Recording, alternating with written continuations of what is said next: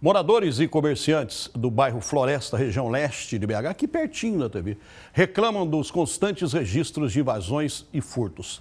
Eles pedem mais policiamento, já que os equipamentos de segurança não conseguem inibir a ação de ladrões. Estão deitando e rolando. Vamos lá ver. O homem que aparece enrolado em um cobertor está dentro da garagem de um prédio. As imagens não mostram como ele entrou. Já este vídeo revela a ousadia de outro ladrão.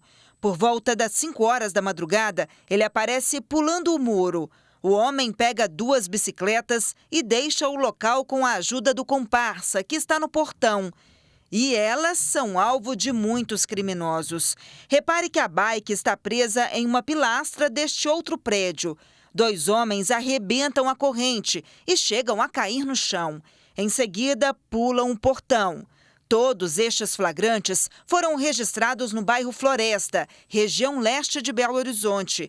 Os moradores afirmam que câmeras, cerca elétrica e concertina não adiantam nada. Do que você imagina colocou lá no prédio? Já entrou lá na garagem várias vezes? Sempre foi tranquila, mas de um tempo para cá, eu moro perto de uma igreja evangélica e você vê o pessoal gritando depois dos cultos de roubo de carro. Carro na rua você deixou?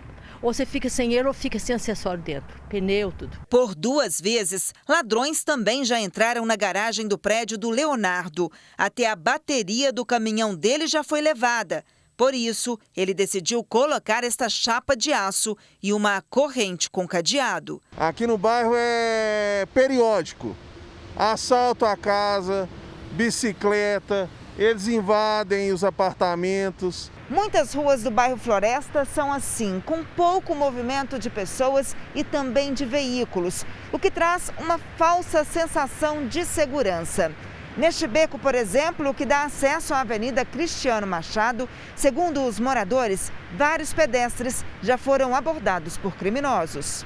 Uma senhora que estava descendo há 15 dias atrás foi abordada aqui no beco.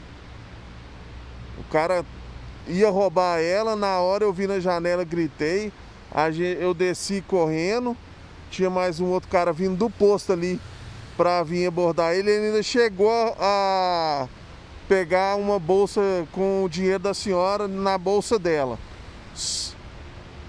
Não chegou a machucar ela mais porque a gente interviu, entendeu?